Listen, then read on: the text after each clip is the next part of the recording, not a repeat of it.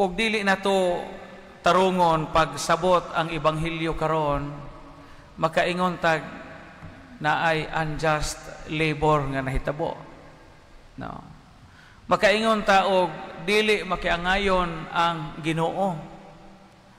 Gilimang ka og natuhog ninog maayo ang ebanghelyo karon, lain-lain sila og gisugdan og oras sa pagsugod, pagkahuman sa adlaw pareha sila nadawat. Day gasugod og sayo, day gasugod og alas 9, day gasugod og alas 12, day alas 3 na hing sugod. Unya dapat sa alas 5, unya mahuman sila alas 6, pareha silang nadawat tagsa ka denaryo. Buti pasabot katong 1 denaryos kaniadto mo na daily minimum wage sa ilang panahon. O kita manarbaho unsa gasugod kag alas 7 buntag unsa toy alas 5 na sa hapon, pag alas 6 gisweldoan mo tag 350. Di ka mo manudyo, di ka mo magwild nga usang oras atong usa, di mo ito maubuto ni gireklamo ani usag tibok adlaw mi katamo na pagbamis kainit unsa imo ming tagaan og parehas nga suhol. Makaingon kag unjust labor practice, pero dili ni maoy buti pasabot sa ebanghelyo karon. Let me tell you the context. Sa unang panahon, sa wa pa ng mall, wa pa ng mga mall, wa pa ng mga convenience stores, ang center of commerce sa karaang mga lungsod o mga village is kanang gitawag og merkado. Diba? Kaya nung tadya man tayo agora din Agora was the center of commerce sa usa ka village o sa karaang community. Moto sa una katong Agora Public Market sa panang City Square, mao mo toy merkado sa karaang lungsod sa Tagbilaran. So mao'y center of commerce. Sa mga Hudiyo naapod sila ay agora or market. Pero ang ilahang merkado kaniadto sa mga Hudiyo dili lang produkto ang i-display.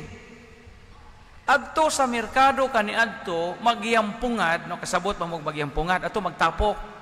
Adto sila magyampungan tong mga trabahante, mga tao nga nangitag trabaho. Katubang mga tao nga way regular employment. Mao ni mga tawhanan ning niya sa ebanghelyo karon. Panalitan ako, panday ko, unsa wa jamo ko regular nga trabaho so, sa karaang panahon pa ta. Inikabuntag mo adto ko sa Kugon Market. Magdana kog surotso, magdana kog gaba, magdana kog martilyo, magdana kog sipilya, tanang kahimana na ho, adto ko dito magtindog-tindog. Ani ato akin ta po'y mangangajog sapatos or plansang guba, nga jamoy sa katrabahuan, wa sa regular nga trabaho, mo adto po to siya sa merkado, maghuwat may kinsay mo, kuha na mo anang adlaw. Mo na magdana midaan sa among gamit. Sa laktod nga pagkasulti mga igsuon, kini mga trabahante nga gihisgutan sa sambingay karon sa ebanghelyo, mga trabahante ni nga way klaro nga katrabahuan. Sa laktod nga pagkasulti makaluluoy. Di pa rin ang uban nga gi-employ na irregular nga asa sila mo report, asa sila nga kompanya mo report, asa sila nga working place nga mo report, sila wala. Sa ato pa wadya mo'y muhire nila anang adlaw, pasmo ilang pamilya. Nasabtan ba ko? Mauni ang klase sa trabahante. Mga trabahante nga makaluluoy kay way regular nga kapanginabuhian. Gasalig lang sila kinsay mubuswat nila ug moiyog lakaw ato sa amo. Kay gusto ko nginahanglan kog panday ron. Mauni. Nangita magtrabahante kining agalon, kining dato ato sa merkado kay ba mo siya nga sa merkado gayampungan tong mga way buhat nga nangitag kapanginabuhian anang adlaw. Ijanggi patrabaho. Mao ta gaunsa mo ani pagkasunod as 12 gaunsa mo ani puro ay mga trabaho ato mo sa ahong parasan kay ahong patrabahoon mo tagaan ta mong trabaho. Kay ahong mong swelduhan og tagsa ka denaryo. Unsa may leksyon nga mapupo nato sa Ebanghelyo, mga igsoon? Primero, ang Ebanghelyo karon nagpahinumdom kanato na ang tanan nga nahuptan nato grasya. That's the first lesson of the gospel reading for today. All that we have and all that we are is God's grace. Kabantay mo sa Ebanghelyo karon, nagrasyahan ang mga mamumuo nga way income unta ng adlaw. Kay dahil patrabaho nila. Ugwa pa ning tao kining agalon nga gapatrabaho nila, damo sila makaon, muuli sila nga way gutmon ang tibok ng pamilya. Pero dihay gapatrabaho nila, nasalbar sila sa ilahang kahimtang anang adlaw. Di ba mao po na hulagway sa tong kinabuhi? Kitang tanan nagrasyahan sa Ginoo sa managlahi nga paagi. Ang Ginoo tuburan sa tanang grasya, o kabantay mo sa Ebanghelyo, ang Ginoo mo hing offer. Trabaho mo, lakaw mo adto, aron mo makadawat og sweldo. Mao po niyang gihimos Ginoo nato. Kita nga mga profesional, kamo nga mga profesional, kamo nga nay mga trabaho, salamat sa Ginoo kay giimbitar mo sa Ginoo anang maong kinabuhi og nakadawat mo dinaryo aron mabuhi mo. Mo na first lesson. Everything is grace. All that we have and all that we are is a product of God's grace. Ikaduha nga leksyon. Sa Ebanghelyo karon makita ang kinaiya sa tao. Diba, ingon dinhi ang katong pagpanghatag na sa sweldo dahil reklamo. Ingon ang reklamo, nga nung pareha mamig sweldo, nga lain-lain mamig oras sa pagtrabaho. Ingon ang agalon, migo pamati, wa ko man limbong nimo, kay gitagaan ka og daily minimum wage. Dawata imong sulok uli sa injo. Mo may nihong gusto, nga ang ulahing gipatrabaho hatagan og samang suhol nimo.